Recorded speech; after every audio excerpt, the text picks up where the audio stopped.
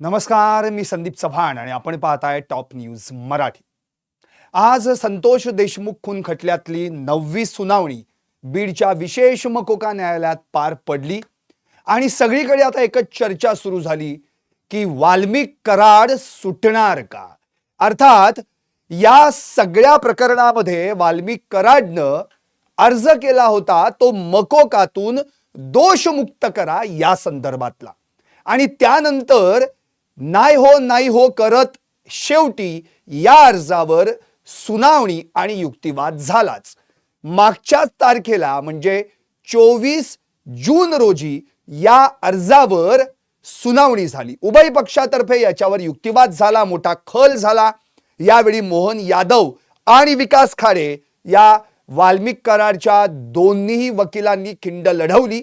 त्यामध्ये मोहन यादव यांनी तर स्पष्टपणे म्हटलं की ज्या काही कायद्याच्या तरतुदींद्वारे वाल्मिक कराडवर मकोका लावण्यात आलेला आहे त्या तरतुदीच योग्य नाहीयेत, त्यामुळे वाल्मिक कराडवर मकोका लागत नाहीये। त्यामुळे या अर्जावरच्या बचाव पक्षाच्या युक्तिवादावर उज्ज्वल निकम यांनी मग आपला युक्तिवाद केला आणि या वाल्याचा कच्चा चिठ्ठाच काढला। त्यांनी तर स्पष्ट केलेलं आहे की भले या संपूर्ण प्रकरणात गँग लीडर सुदर्शन घुले असला तरी त्याचा कंट्रोल हा फक्त वाल्मिक कराडच्या हातात होता। पडद्यामागे राहून तो कठपुतल्या नाचवत होता, चालवत होता। त्यामुळे संतोष देशमुख हत्येचा खरा सूत्रधार वाल्मिक कराड आहे आणि त्याच्या विरुद्ध जे काही पुरावे आहेत त्याची सगळी जंत्रीच या ठिकाणी त्यांनी कोर्टापुढे सादर केली। मग त्यामध्ये डिजिटल एव्हिडन्सेस असतील, सर्कमस्टन्शियल एव्हिडन्सेस असतील, आय विटनेस यांचे जे काही जबाब असतील ते सगळे त्यांनी त्यासमोर कोर्टासमोर मांडले।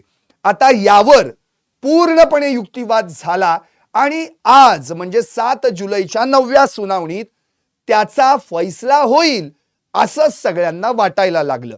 खरं म्हणजे 7 जुलै पर्यंत हा निकाल कोर्टानं 24 जून रोजी राखून ठेवला होता।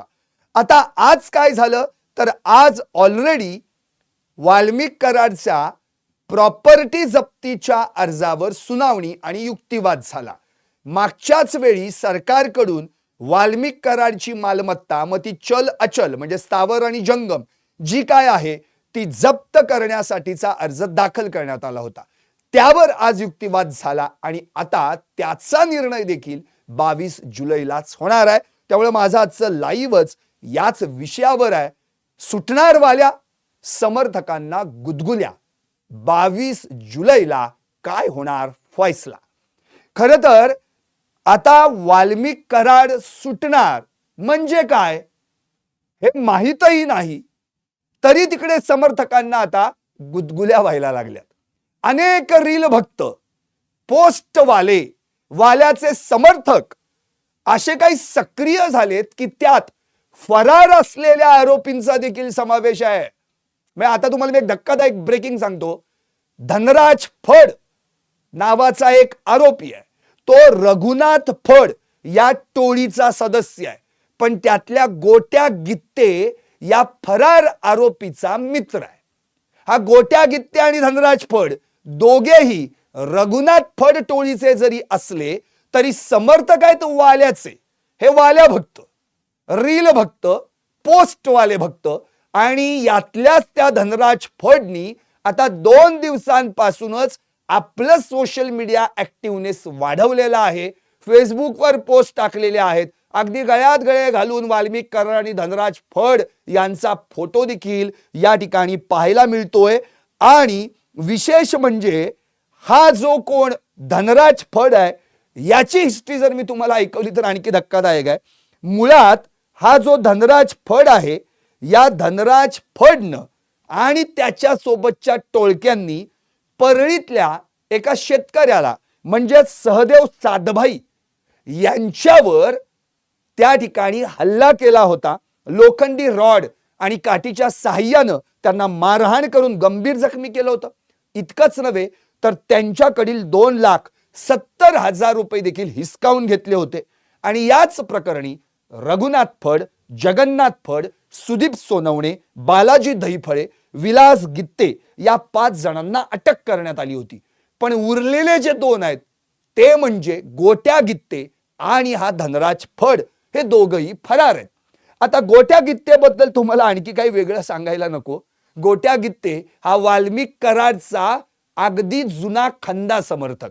सुरुवातीपासून जिथपासून वाल्मिक कराडचं नाव संतोष देशमुख प्रकरणात घेण्यात आलं तेव्हापासून गोट्या गित्तेनी त्याची रीलबाजी, पोस्टरबाजी तर सुरू केली होतीच, पण याही पलीकडे जाऊन आपल्याला आठवत असेल की वाल्मिक कराड सरेंडर होताना जेव्हा पुण्यात शरण आल्यानंतर त्याला केज कोर्टाकडे किंवा केज न्यायालयीन किंवा केज पोलीस कोठडीमध्ये किंवा केज जेलच्या ठिकाणी नेण्यात येत होतं, त्या दरम्यानच्या प्रवासात हा पठ्ठ्या होता. त्यामुळे हा तेव्हा काय करत होता याची माहिती अजूनही पोलिसांनी दिलेली नाही. त्याचं काही सत्यच उलगडलेलं नाही. त्यामुळं हा मुळातच विविध ठिकाणी फिरून आरोपींना पण मदत करत होता आणि सरेंडर करताना हा वाल्यालाही मदत करत होता, सपोर्ट करत होता. आता तर अशी माहिती मिळते की परळीमध्ये हे दोघंही बिनबोभाट आणि मोकाट फिरतात. यांना कुणाचीही धास्ती नाहीये, पोलीस यांना पकडत नाहीयेत. मध्ये आमदार सुरेश धस यांनी कितीदा सांगितलं की ते गोट्या गित्ते, हे धनराज फड, त्या सहदेव सातबाईंना कसं मारलं, या सगळे ना आरोप करायच्या ऐवजी त्यांच्या समोरच बिनदिक्कतपणे परळीत हे दोघं फिरतायत, पण यांच्यावर काही गुन्हे दाखल होत नाहीत. या गोट्या गित्तेवर याच्या आधी बरेच गुन्हे दाखल आहेत, अगदी विनयभंगापासून दरोडा टाकण्यापर्यंत. त्या अगदी देहूतल्या जगद्गुरु संत श्री तुकाराम महाराजांच्या मंदिरातल्या चोरीवरचे देखील गुन्हे त्याच्यावर दाखल आहेत. आता हा असा गोट्या गित्ते आणि हा धनराज फड हे दोघेही फरार आणि यांच्या टोळीवर मोका लागलेला आहे, मकोका लागलेला आहे, जो नुकतेच बीडचे एसपी नवनीत कावत यांनी काही महिन्यांपूर्वी त्यांच्यावर तो मकोका लावला. पण याच दरम्यान आता धनराज फड मात्र ऍक्टिव्ह झालेला दिसतोय सोशल मीडियावर. आता प्रश्न हा उरतो की जसा वाल्मिक कराड जेलमधून बाहेर सुटणार अशा काही आशा पल्लवित झाल्यानंतर सगळीकडे याच्या भक्तांची रीलबाजी, पोस्टरबाजी सुरू झाली. आपल्याला आठवत असेल काही दिवसांपूर्वी तर 5 मार्चला सुटणार, मग मार्च गेला, मग आणखी एप्रिल मध्ये सुटणार, एप्रिल गेला, मग मे मध्ये सुटणार, मे गेला, करता करता जुलै आला. आणि त्या दरम्यान आपण पोस्टर्स रीलवर देखील पाहिले होते, वाल्मिक अण्णा इज बॅक आणि काय काय काय काय. मुळात यांच्या सगळ्या समर्थक भक्तांना आता गुदगुल्या झालेल्या आहेत, आनंदाचं उधाण आलेलं आहे आणि यांना आता स्वप्न पडू लागलेली आहेत की वाल्मिक अण्णा बाहेर येणार आहे. आपला वाल्मिक अण्णा, माझं दैवत वाल्मिक अण्णा, वाल्मिक अण्णा म्हणजे दैवत, वाल्मिक अण्णा म्हणजे देव माणूस, अशा बऱ्याच टॅगलाईन्स आपण त्यांच्या पाहिल्या. आता या सगळ्या समर्थकांना हे कोण सांगणार की वाल्मिक कराड मकोकातून सुटणार का नाही सुटणार याचा फैसला अजून यायचा आहे. मुळातच या सगळ्या प्रकरणामध्ये सरकारकडून असे स्ट्रॉंग एव्हिडन्सेस देण्यात आलेले आहेत की वाल्मिक कराड का सुटणार आहे याचं उत्तर या समर्थकांनी द्यावं. का सुटणार आहे पहिले हे सांगावं. कारण आपण फक्त वकिलांचे युक्तिवाद ऐकतोय आणि त्यानुसार प्रयत्न करतोय की हे सगळे समर्थक की वाल्मिक अण्णा येतील, मग त्याला पायगड्या घालू, मग आपण मिरवणूक काढू, मग हत्तीवरून त्याला फिरू. अरे बरंच काय काय बोललेले आहेत सगळे रील भक्त वगैरे. अर्थात या सगळ्या समर्थक रील भक्तांकडून बऱ्याचशा धमक्या देखील आल्या, बरंच काय माझी जात देखील काढली. आता मुळात त्यांना सांगणार कोण? पत्रकारांना मुळात जात कसली असते रे बाबा? निर्भीड, निष्पक्ष आणि सडेतोड हीच त्यांची जात असते.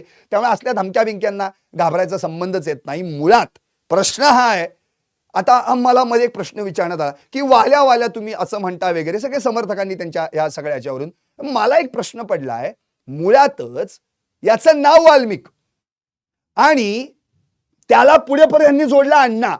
अण्णा या शब्दाचा अर्थ माहितीये का? त्याची ताकद काय ती शब्दाची माहितीये का? तरी त्याला तुम्ही वाल्मिक अण्णा केलात. दुसरी गोष्ट, त्याला तर वाल्यावाला म्हणतायत, त्याच्यावर देखील यांचा आक्षेप आहे. आपल्याला आठवत असेल रामायणात, म्हणजे ज्यांनी जे रामायण लिहिलं ज्या वाल्मिक ऋषींनी, मुळात त्यांचं नाव पहिल्यांदा वाल्या होतं. दरोडेखोर होता मोठा तो, आणि त्यानं आपल्या घरासाठी वाटेल त्याला लुबाड, लूट, मार, पैसे कमव, काय आणखी सोनं नाणं लूट घरच्यांसाठी करतोय. काय झालं की घरच्यांसाठी करतोय. शेवटी मध्ये त्यांना नारद मुनी भेटले आणि म्हणाले की बाबा हे तुझं सगळं कुणासाठी करतोयस, का मारतोयस या सगळ्या माणसांना. तेव्हा तो नारद मुनींना म्हणाला की माझ्या घरच्यांसाठी करतोय. असं एवढा विश्वास आहे घरच्यांवर, मग जाऊन विचार त्यांना, तू जे काही करतोयस त्या पापात तुम्ही माझे वाटेकरी आहात ना, असं फक्त घरच्यांना जाऊन विचार, मी इथंच थांबतो तोपर्यंत मला उत्तर दे. आता त्यानंतर हा वाल्या गेला घरच्यांना विचारायला.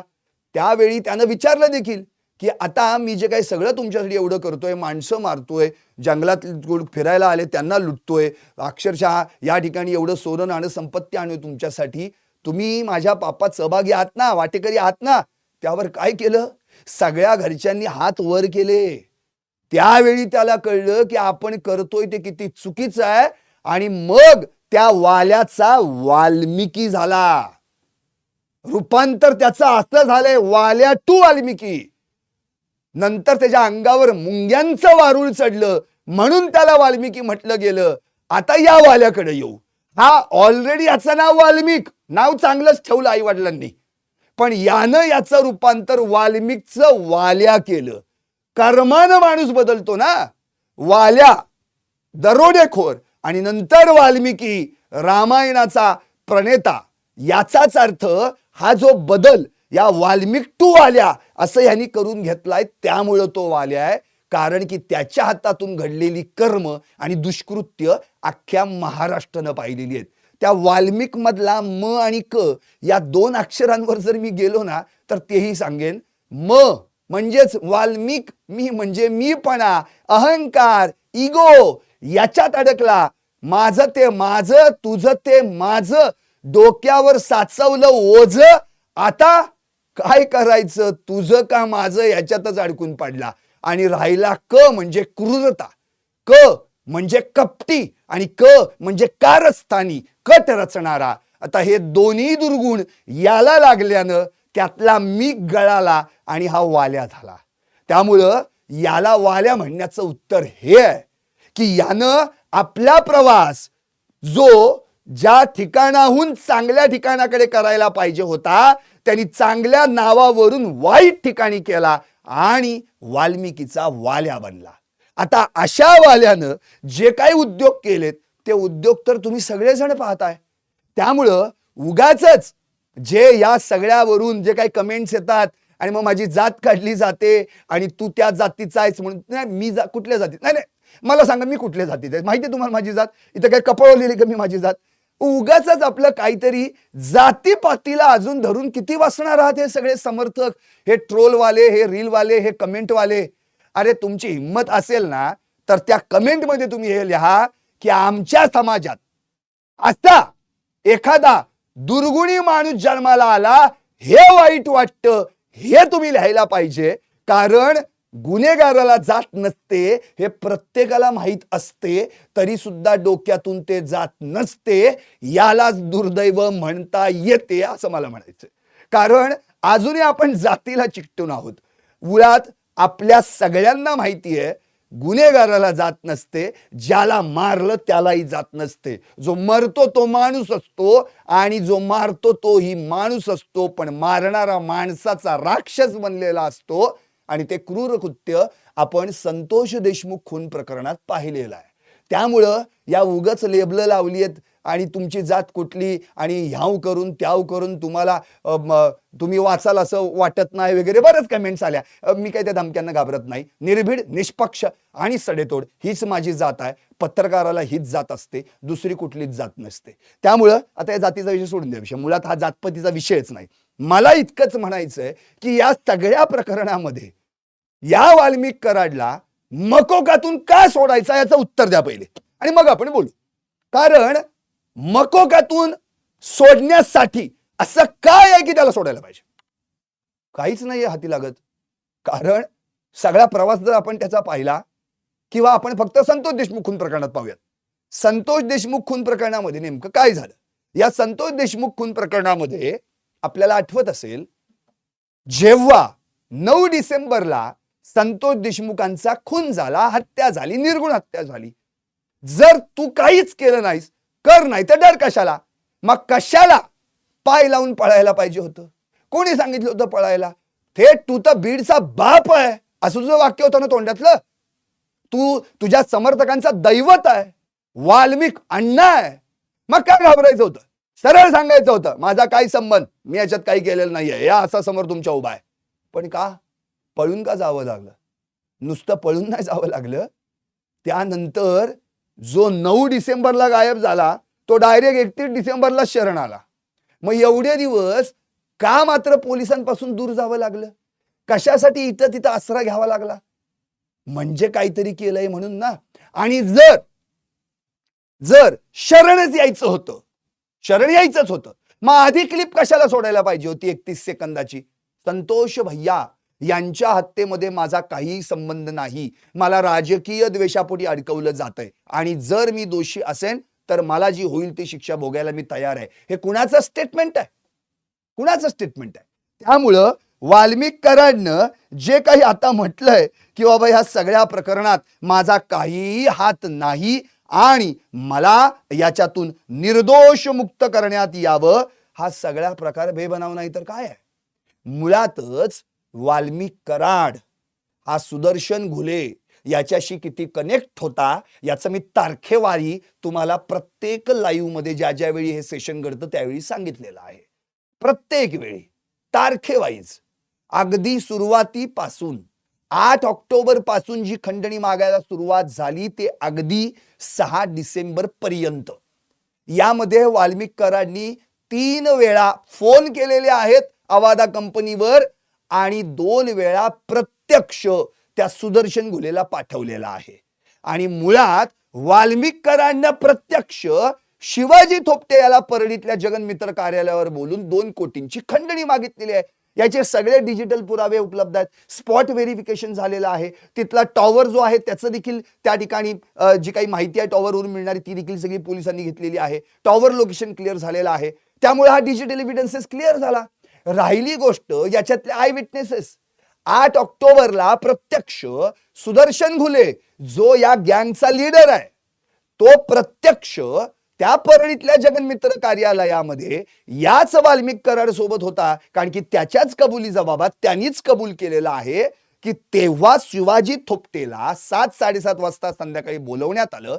तिथं विष्णू चाटे देखील होता आणि वाल्मिक कराडनं सांगितलं तुमची जिल्ह्यात कुठं कुठं कामं चालू आहेत कंपनीची मला माहिती आहे, कामं चालू ठेवायची असतील तर तुम्हाला 2 कोटींची खंडणी किंवा 2 कोटी रुपये द्यावे लागतील.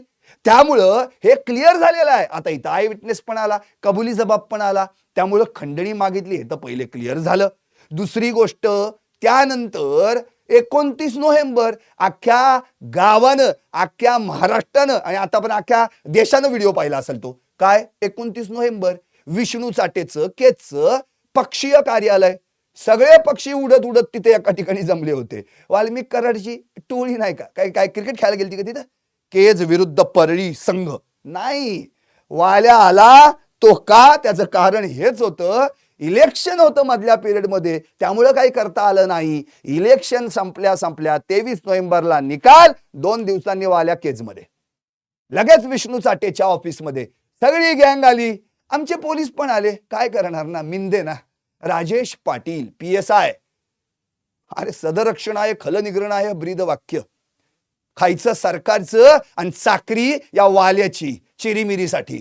तोही आला ड्रेसमध्ये. आता काय बोलायचं? काय झालं? फक्त सस्पेन्शन, याच्या पहिले काहीही नाही.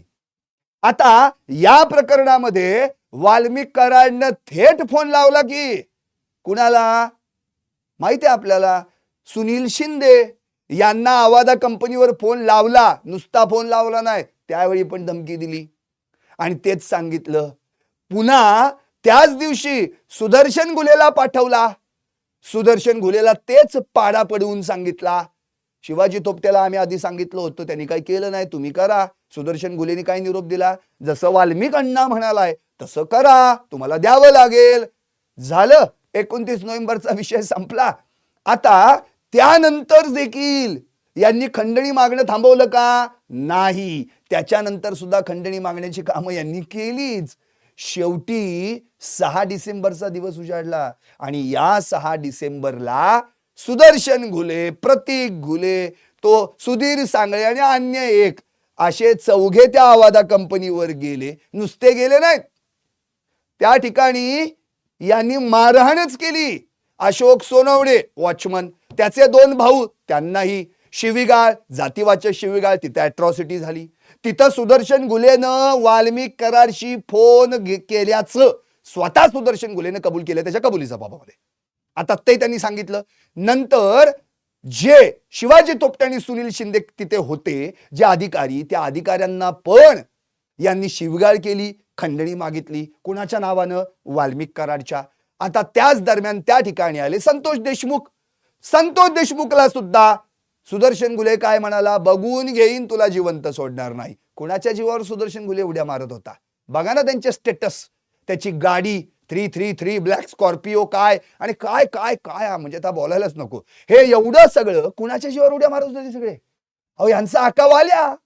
आणि हे सगळं झाल्यानंतर संतोष देशमुखांना आलं टेन्शन, कारण की त्यांना कळलं ही पोरं कुणाची आहेत, हे टोळकं कुणाचं आहे.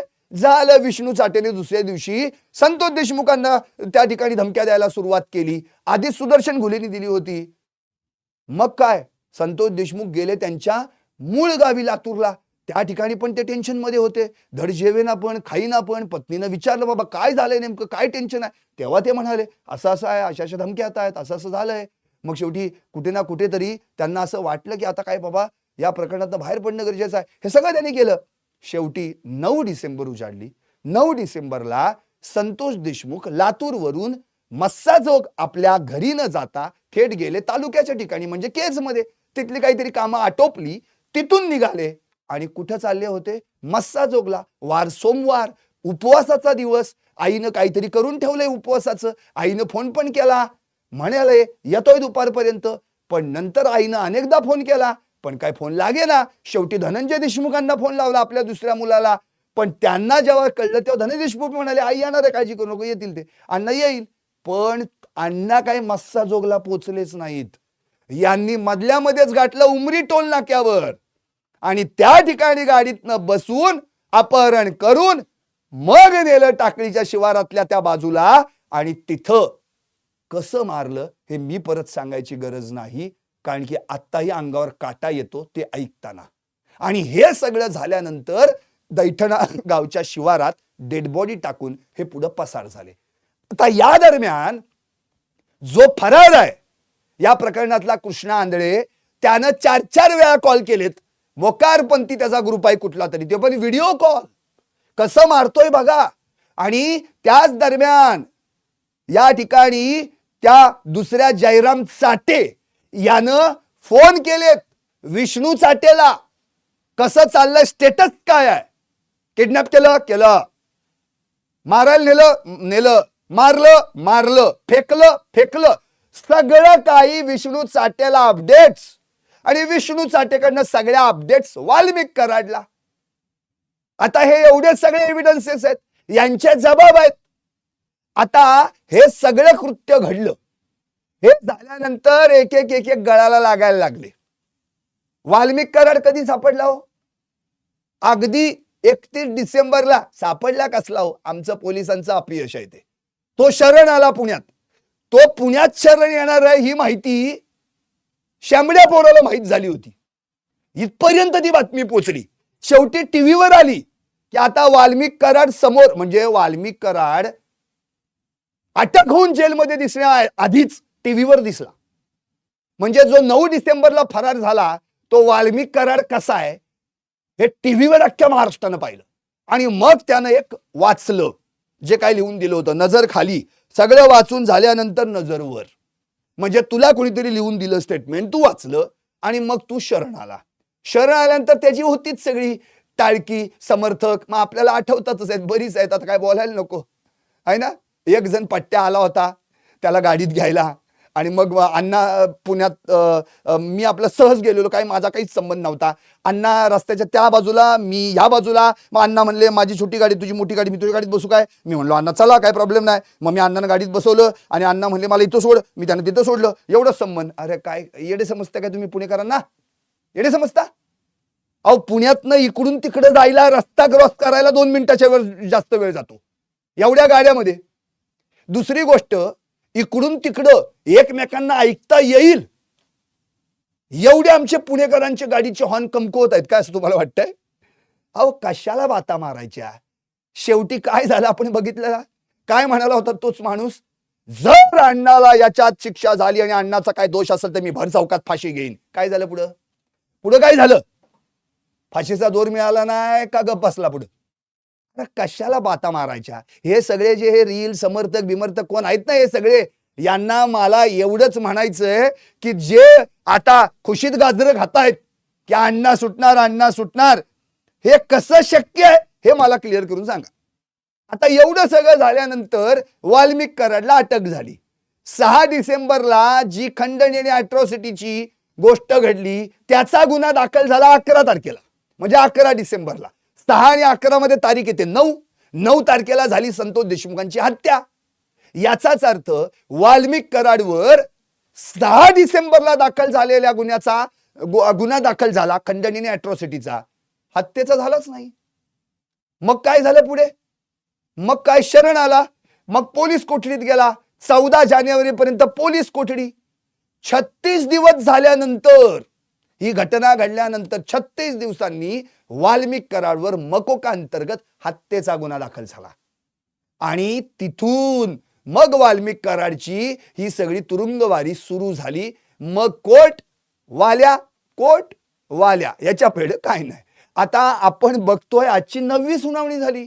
या सगळ्या 9 सुनावण्यांमधल्या अगदी 6-7 सुनावण्या तर कशात गेल्या? एकदा हे गैरहजर तर एकदा ते गैरहजर. आज आले तर कागदपत्र मिळाली नाहीत, उद्या आहे तर उद्या कोणतरी वेगळंच काहीतरी काढलंय. या सगळ्या गोंधळात 6-7 सुनावण्या होऊन गेल्या. पण त्या दरम्यान जे अर्ज होते त्या अर्जात 3 महत्वाचे अर्ज होते. एक, वाल्मिक कराडनं दाखल केलेला मला मकोकातून दोषमुक्त करण्याचा अर्ज. दुसरा, या सरकारनं वाल्मिक कराडच्या प्रॉपर्टी जप्तीबाबत केलेला अर्ज. आणि तिसरा, आरोपींनी अर्ज केलाय या गुन्ह्यात वापरलेल्या गाड्या सोडण्यात याव्यात, हा तिसरा अर्ज.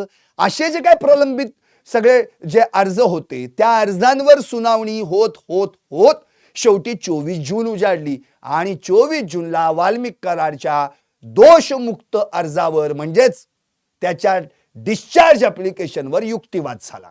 आता तो युक्तिवाद चालू असताना वाल्मिक कराडचे वकील मोहन यादव म्हणाले की या अर्जामध्ये जो काही मुद्दा आहे तो इतका रास्त आहे की खंडणीचा गुन्हा वेगळा, अॅट्रॉसिटीचा गुन्हा वेगळा, शिवाय हत्येचा गुन्हा वेगळा, तिन्ही गुन्हे वेगवेगळे क्लब करून पोलिसांनी एकत्र केलेच कसे? हा त्यांचा अधिकारच नाही.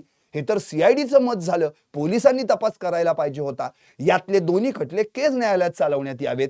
शिवाय मकोकासाठी जे लागतं त्या कायद्यांची पूर्तताच झालेली नाही, म्हणून वाल्मिक कराडवर मकोका लागू शकत नाही. असं वाक्य या मोहन यादव यांनी उच्चारलं आणि वाल्मिक कराडचे सगळे रील भक्त, पोस्टबाजी करणारे सगळे समर्थक ऍक्टिव्ह झाले. अण्णा इज बॅक, अण्णा परत येणार, अण्णा आता आपल्यात येणार, मग मिरवणूक निघणार, मग असं होणार, मग तसं होणार. काय काय काय काय सुरू झालं. काय झालं पुढं? तारीख 7 जुलै आज उजाडली. 7 जुलै पर्यंत निर्णय राखून ठेवला जाईल असं म्हटलं. तोपर्यंत इकडे यांनी आपली रीलबाजी सुरू केली. मध्येच एक आपण प्रकरण बघितलं, वाढदिवस पक्षाच्या एका कुठल्या तरी पदाधिकाऱ्याचा, त्याच्यावर फोटो कुणाचा? वाल्मिक कराडचा, जो 6 महिने कुठं आहे? जेलमध्ये. अरे कशाचा काही संबंधच नाही. झालं, तो मुद्दा संपला. नंतर धनंजय देशमुख, याच टॉप न्यूज मराठीवर आपण लाईव्ह पाहिलं होतं की धनंजय देशमुख काय म्हणाले? ज्यावेळी तारीख आली कोर्टाची की म्हणून गाड्या येतात, त्या पक्षाच्या गाड्या येतात, पक्षचिन्ह असलेल्या गाड्या येतात आणि आमच्यावर दबाव टाकतात, आम्हाला भीती घालतात. ह्या सगळ्या गोष्टींनंतर शेवटी आजची तारीख उजाडली. आता आज स्वतः या ठिकाणी उज्ज्वल निकम यांनी स्पष्ट केलेलं आहे की मागच्या वेळी युक्तिवाद झालाय दोषमुक्तीच्या अर्जावर, आज प्रॉपर्टीच्या अर्जावर युक्तिवाद. आणि तो जो युक्तिवाद झाला त्यामध्ये त्यांनी स्पष्टपणे सांगितलं की वाल्मिक कराडची बँक खाती आणि त्याची प्रॉपर्टी जप्त करायची आहे. त्यानुसार त्या ठिकाणी युक्तिवाद केला. त्याच्यावर 22 मिनिटात सगळं सुनावणी झाली. यात स्वतः पुन्हा विकास खाडे वाल्मिक कराडचे वकील उभे राहिले. ते म्हणाले जी बँक खाती आहे त्यातली काय रक्कम असेल किंवा जी प्रॉपर्टी आहे, चल अचल संपत्ती आहे, स्थावर जंगम संपत्ती आहे, तिचा आणि या गुन्ह्याचा काही एक संबंध नाही. ती कोणत्याही गुन्ह्यातून मिळवलेली नाही. उलट याच्या आधी जे काय आमचं सील केलेलं आहे ते सगळं सील काढण्यात यावं. आता हा युक्तिवाद झाला. याच दरम्यान गाड्या ज्या आरोपींनी वापरलेल्या होत्या या सगळ्या गुन्ह्यांमध्ये त्या सोडवल्या जाव्यात यासाठी अर्ज दाखल झाला. याच्यावर युक्तिवाद झाला आणि शेवटी या सगळ्या गोष्टींचा निर्णय कोर्टानं पुढच्या तारखेला देणार असं म्हटलं, जिचं तारीखच आहे 22 जुलै. आता समर्थकांना गुदगुल्यात झाल्या. म्हणजे आता वाल्मिक कराड मकोकातून जर दोषमुक्त झाला तर मग उरले 2च गुन्हे, म्हणजे हत्येचा गुन्हा देऊ लागत नाहीये. मग काय समर्थकांना स्वप्न पडायला लागली, मग खंडणी आणि दुसरं काय अॅट्रॉसिटी, मग काय तिथं तर वाल्या प्रत्यक्षात नव्हतंच. आणि मग काय, अरे काय सगळे गुन्हे क्लब करून चार्जशीट तयार झालंय आणि ही संघटित गुन्हेगारी आहे, एकत्रित केलेली आहे. वाल्मिक कराडच खरा कटाचा सूत्रधार आहे हे स्वतः उज्ज्वल निकम यांनी मागच्या 50 मिनिटांच्या युक्तिवादात म्हटलेलं आहे. त्यांनी सगळा कंट्रोल केलाय. सुदर्शन घुलेनी फक्त तिथं वाल्मिक कराड जशी कटपुतल्या हलवतो तसं हलायचंय, बाकी काय नाही. आठवत असेल आपल्याला सुदर्शन घुलेनी दिलेला जबाब, आड येतोय तर आडवा करा, कळू द्या सगळ्यांना की आमच्या नादी लागल्यावर काय होतं ते. त्यामुळं विष्णू चाटे काय आणि वाल्मिक कराड काय प्रत्यक्ष संतोष देशमुखांना मारताना नव्हते, पण मारण्यासाठी त्यांनीच तर सांगितलेलं आहे ना. वाल्मिक कराडनी विष्णू चाटेला, विष्णू चाटेनी घुलेला, घुलेनी त्याच्या टोळक्याला. आता ही सगळी गँग यालाच तर संघटित गुन्हेगारी म्हणतात ना, आणि म्हणून त्याच्यावर हत्येचा गुन्हा आहे. त्यामुळे वाल्मिक कराड मकोकातून कसा सुटणार याचं उत्तर द्या ना. बर मध्येच कोणीतरी टुम काढली, अधिवेशन 18 तारखेला संपणार आहे म्हणून मग ते 22 तारखेला. अरे त्याचा आणि याचा काही संबंध बाबा. उलट अधिवेशन आलं की पहिले बीड जिल्ह्याचं नाव येतं आणि काहीतरी प्रकरण बाहेर पडतं. त्यामुळं संतोष देशमुख प्रकरण जे आता सुरू आहे, अगदी काल परवाच आणखी महादेव मुंडेचा पण खून या वाल्मिक कराडच्या माथी असल्याचा बाळा बांगर यांनी आरोप केलाय. आता इथं बाळा बांगरांची काही बाजू घ्यायची काही गरज नाही. मुळात बाळा बांगरच त्यांच्या सहकारी.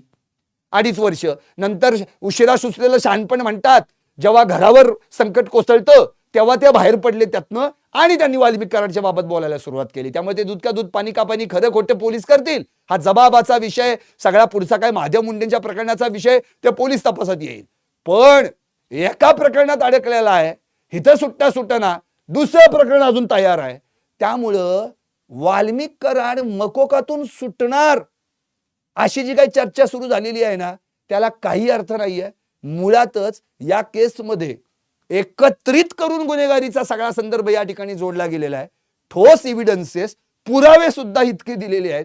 त्यामुळं वाल्मिक कराड मकोकातून सुटू शकतो या आशेवर जगणाऱ्यांनी 22 तारखेलाच उत्तर मिळणार आहे. त्यामुळे या आशेवर कोणी राहू नये. दुसरी गोष्ट, वाल्मिक कराडची संपत्ती मागं मी लाईव्ह केलं होतं. वकील म्हणतात वाल्मिक कराडनी गुन्ह्यातून मिळवलेली संपत्ती नाही. अरे मग राखेतून मिळवलेला पैसा, वाळूतून मिळवलेला पैसा, खंडणीतून मिळवलेला पैसा, धाकदपटच्या दाखवून लुबाडून दरडावून मिळवलेला पैसा, हा पैसा कशातनं मिळाला? नाही म्हणजे कशातनं अगदी काय काय केलं म्हणजे? अरे काय अर्थात ते त्यांचं वाक्चातुर्य आहे. वकील आहेत, आरोपींना वाचवणं हा वकिलाचा न्याय देणं, आरोपींना न्याय देणं हे वकिलाचं काम आहे, ते त्यांनी करावं. पण इथं वाल्मिक कराड ज्यांच्यावर अन्याय केलाय त्यांना न्याय मिळवून देण्याचं काम हे न्याय व्यवस्था करणार आहे, हे सरकारचे वकील करणार आहेत. आणि अख्खी महाराष्ट्राची जनता, भले तिच्या हातात काही नसलं पण महाराष्ट्राच्या जनतेच्या हातात काय आहे हे महाराष्ट्रानं 9 डिसेंबर पासून पाहिलेलं आहे. मी तर म्हणतो सगळं जनतेच्याच हातात आहे. ज्यावेळी पब्लिक आउटरेज झालं त्यावेळी वाल्मिक कराडवर नसलेला हत्येचा गुन्हा देखील लागला आणि मकोका नसलेला मकोका देखील लागला. त्यामुळे जनतेच्या पुढे कोणी जाऊ शकत नाही आणि जनता न्याय मागते, तो अन्याय ज्याच्यावर झालाय त्याच्यासाठी. त्यामुळं वाल्मिक कराड सुटणार याच्यातनं जे काही गुदगुल्या सुटलेल्या आहेत त्या तेवढ्या पुरत्याच आहेत. याच्यापुढे काय नाही, खुशीत गाजरं खाल, बाकी काही होणार नाही. वाल्मिक कराडनं केलेले उद्योग त्याला भोगावेच लागतील, कारण हा वाल्याचा वाल्मिक नाही झाला बाबांनो, हा वाल्मिकचा वाल्या झाला. म्हणून म्हटलंय सुटणार वाल्या, समर्थकांना गुदगुल्या 22 जुलैलाच होणार यावरचा फैसला. पाहत रहा टॉप न्यूज मराठी, आपला महाराष्ट्र आपली बातमी.